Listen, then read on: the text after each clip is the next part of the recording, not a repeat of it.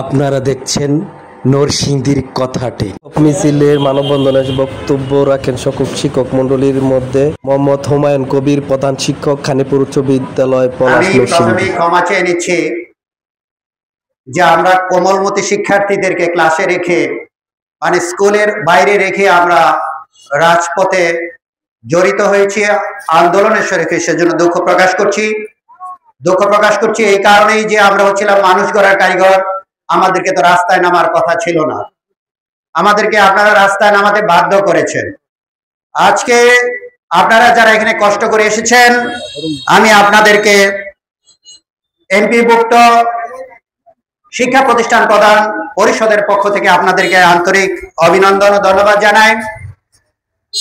আমরা আজকে এমনিতে রাস্তায় নেমে যাই নাই, আমরা হঠাৎ করে রাস্তায় নেমে যাই নাই। আমরা কিন্তু সরকারকে 2 মাস আগে আমাদের আন্দোলনে ছিল, আন্দোলনে থাকার পরে কিন্তু আমাদেরকে বলা হয়েছিল যে 2 মাসের মধ্যে সেটা ব্যবস্থা করা হবে, কিন্তু সেটা করা হয়নি। আমরা ধিক্কার জানাই, আমরা নিন্দা জানাই কেন সেটা বাস্তবায়ন করা হয়নি। সংগ্রামী সাথী বন্ধুগণ, আজকে আমি আরো নিন্দা জানাই আমাদের এই মানুষ গড়ার কারিগর যারা রয়েছেন, যারা শিক্ষক রয়েছেন, তাদের উপরে যারা নির্মমভাবে হামলা চালিয়েছেন, আমরা তাদেরকে ধিক্কার জানাই। কারণ তারা কি কোনো শিক্ষকের কাছে পড়াশোনা করেন নাই? আপনাদের কাছে জানাতে চাই, এসএসসি পাস করে পুলিশ বাহিনীতে চাকরি করে, সে বাড়ি ভাড়া পায় 45%, আর আমাদের শিক্ষকরা অনার্স মাস্টার ডিগ্রি পাস করে বাড়ি ভাড়া হয় মাত্র 1000 টাকা। শুনতে অনেক লজ্জা হয়। আমরা কিন্তু রাস্তায় নামতে চাই না, আমরা কিন্তু রাস্তায় নামতে বাধ্য হয়েছি। আপনারা নিশ্চয় জানেন, আপনারা অনেকেই প্রশ্ন করেন, আমাদের কিন্তু কোনো রাজনৈতিক দল নাই। আমরা এখানে আওয়ামী লীগের আমলে অনেকে আমরা আওয়ামী লীগ করতে হয়েছে সরকারের কারণে, বিএনপির আমলে আমাদের অনেকেই বিএনপি করতে হয়েছে। আমরা শুধু জামাতের শাসন দেখি না, হয়তো জামাত আসলে কি করে সেটা আমরা বুঝতে পারবো না, কিন্তু আমাদের দল একটাই, আমরা শিক্ষক, আমাদের দল একটাই, আমরা মানুষ গড়ার কারিগর, এর বাইরে আমাদের কোনো পরিচয় নাই। আমি বুঝাতে চাই, আমাদের চেয়ে নিরপেক্ষ মানুষ আর বাংলাদেশে একটিও খুঁজে পাওয়ার কথা নয়।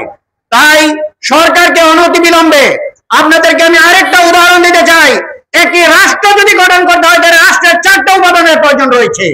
একটা হচ্ছে তার আয়তন, একটা হচ্ছে নির্দিষ্ট জনসংখ্যা, একটি হচ্ছে সরকার, আরেকটি হচ্ছে সার্বভৌমত্ব।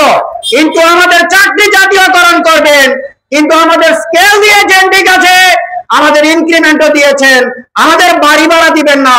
এছাড়া তো এটা যদি আপনারা পার্সেন্টেজে বাড়ি ভাড়া না দেন, তাহলে কিভাবে আমাদের জাতীয়করণ হবে আমার বুঝে আসে না। তাই আমাদেরকে অনতিবিলম্বে সেটা 20%-এর নিচে 20 করাও কম নয়, পক্ষান্তরে আমাদেরকে 20% বাড়ি ভাড়া দিতে হবে। আপনারা যদি 20% বাড়ি ভাড়া না দিতে পারেন, আমি ওই শিক্ষা সচিব সহ শিক্ষা মন্ত্রণালয়ে যারা জড়িত রয়েছেন, আপনারা কি কোনো শিক্ষকের কাছে পড়াশোনা করেন নাই? শিক্ষকের ফাইল গেলেই, শিক্ষকের বেতন গেলেই আপনাদের তালবাহানা শুরু হয়ে যায়। ওই যারা মন্ত্রণালয়ে রয়েছেন, তাদেরকে কোনো শিক্ষক নাই। আপনারা নিশ্চয়ই জেনে রাখবেন, আমাদেরও অনেক শিক্ষার্থী পুলিশ বাহিনীতে রয়েছে, আমাদের অনেক শিক্ষার্থী আর্মিতে রয়েছে, সচিবালয়ে রয়েছে, এবং বিশ্ববিদ্যালয়ের প্রফেসর রয়েছে, এবং সচিব রয়েছে, অনেক কিছু রয়েছে। আপনারা কি মঙ্গল গ্রহ থেকে শিক্ষা গ্রহণ করে এসেছেন? তাহলে আপনাদের শিক্ষকের দাবিটা মানতে এত কষ্ট হয় কেন? আমরা এই কষ্ট আর সহ্য করতে রাজি নই। আমরা নিশ্চয়ই রাজপথে নেমে গিয়েছি, আমরা রাজপথে থেকে আর ফিরতে চাই না। আপনারা কি রাজি না? আমরা তাদের সাথে সহানুভূতি জানাতে এসেছি যারা আজকে খোলা আকাশের নিচে 12 তারিখ থেকে শুরু করে আজকে পর্যন্ত 5 দিন, 5ম দিনে চলে, যারা রাজপথে রয়েছে, যে না খেয়ে রয়েছে, না ঘুমিয়ে রয়েছে, পুলিশের হামলা খেয়েও তারা রাত্রি যাপন করেছে। আমরা দেখেছি একজন আমাদের সম্মানিত শিক্ষক মহোদয় এই প্রচন্ড রোদের খরতাপের কারণে স্ট্রোক হয়েছে, তার মহান রাব্বুল আলামিন তাকে দ্রুত সুস্থ করুক, আমরা সেই কামনাও করি। কি কারণে স্ট্রোক করেছে সেটা আপনাদের অবহেলার কারণে স্ট্রোক করেছে, এর থেকে দায়িত্ব আপনারা কিন্তু মুক্তি পাবেন না ইনশাআল্লাহ। আমরা এই কথা বলে দিতে চাই, ওই শিক্ষকের যদি কিছু হয় আপনারা দায়ী থাকবেন। তাই আমরাও ঘরে ফিরে যেতে চাই, আমরাও প্রতিষ্ঠানে ফিরে যেতে চাই অনতিবিলম্বে। আজকের মধ্যে আমাদের বাড়ি ভাড়া এবং আমাদের চিকিৎসা ভাতা এবং কর্মচারীদের 75% উৎসব ভাতা অনতিবিলম্বে দাবি মেনে আজকের মধ্যে আপনাদেরকে প্রজ্ঞাপন জারি করতে হবে। প্রজ্ঞাপন জারি না করা পর্যন্ত আমাদের আন্দোলন চলবে ইনশাআল্লাহ। তাই আমি আপনাদেরকে আগামী দিন, যেহেতু আমরা মানুষ করার কারিগর, এই কথাটা আমি বেশ কয়েকবারই বলেছি, কারণ হচ্ছে আমরা কিন্তু মানুষ, পৃথিবীতে একটাই মাত্র জাতি আছে, মানুষকে শিক্ষা দিতে হয়, আর কোন পশু পাখিকে কিন্তু শিক্ষা দিতে হয় না। আমরা কিন্তু সেই শিক্ষক। আমরা আপনাদের মধ্যে কিছু মনুষ্যত্বের অভাব রয়েছে, ওই যারা মন্ত্রণালয়ে রয়েছেন আপনাদের মনুষ্যত্বের অভাব রয়েছে, আপনাদের শুধু টাকার লোভ, টাকা ছাড়া আপনারা কোনো কাজ করতে চান না, আপনারা সেটা পরিহার করেন, অনতিবিলম্বে শিক্ষকদের দাবি পালন করেন।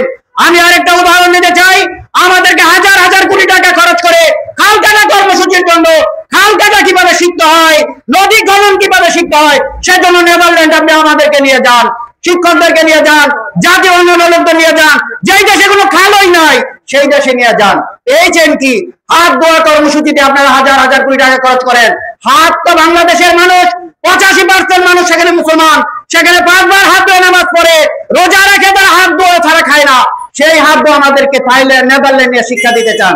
এই টাকা অনতিবিলম্বে শিক্ষা খাতে, শিক্ষার বাজেটের জন্য কিছু হলে বাজেট নাই, টাকা নাই, অনতিবিলম্বে শিক্ষা খাতে বাজেট বাড়িয়ে আগামী বাজেটে শিক্ষকদের জন্য বাজেট বাড়িয়ে অনতিবিলম্বে জাতীয়করণ করতে হবে। আমরা কিন্তু এক দফা দাবিতে দিকে চলে যাচ্ছি, আপনারা এক দফা দাবি দিকে যাবেন, শিক্ষা জাতীয়করণ আমাদের করতে হবে। সংগ্রামী সাথী বন্ধুগণ, তাই আমি আপনাদেরকে আর আপনাদের মূল্যবান সময় নষ্ট না করে, আপনাদের সুস্থতা কামনা করে, আগামী দিন আমরা আন্দোলন যেভাবে সুন্দর হয়, আগামী দিন সুশৃঙ্খল ভাবে আন্দোলন করব, সেই আন্দোলনে অংশগ্রহণ করার জন্য আপনাদেরকে উদাত্ত আহ্বান জানিয়ে আমি আমার কথা শেষ করছি। খোদা হাফেজ। বাংলাদেশ জিন্দাবাদ। আসসালামু আলাইকুম।